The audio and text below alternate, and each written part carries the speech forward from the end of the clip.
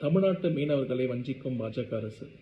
ஏன் இப்படி சொல்றேன்னு பார்த்தீங்கன்னா, கடந்த 10 வருட பாஜக ஆட்சியில் கிட்டத்தட்ட 3074 தமிழக மீனவர்கள் கைது செய்யப்பட்டுள்ளனர். அது மட்டுமின்றி 534 படகுகள் கடத்தப்பட்டுள்ளன.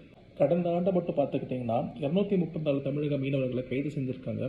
அது மட்டும் இல்லாமல் 37 மீன்பிடி படகுகளை பறிமுதல் செஞ்சிருக்கு இலங்கை கடற்படையினர். இவ்வளவு நடந்திருக்கு. அப்போ எப்போ தான் நீங்கள் நடவடிக்கை எடுப்பீங்க? தமிழ்நாட்டு மீனவர்கள் பாதுகாப்பை உறுதி செய்வதற்காக பிரதமருக்கு 9 முறையும் வெளியுறவுத்துறை அமைச்சருக்கு 35 முறையும் எங்களிடம் மாண்புமிகு தமிழ்நாடு முதலமைச்சர் அவர்கள் கடிதம் எழுதியுள்ளனர்.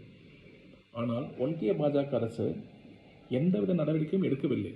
இதனை எல்லாம் வேடிக்கை பார்க்கின்ற ஒன்றிய பாஜக அரசை கண்டித்து திராவிட முன்னேற்ற கழக தலைமையில் இன்று ராமேஸ்வரத்தில் ஒரு மிகப்பெரிய கண்டன ஆர்ப்பாட்டம் நடைபெற்று வருகிறது.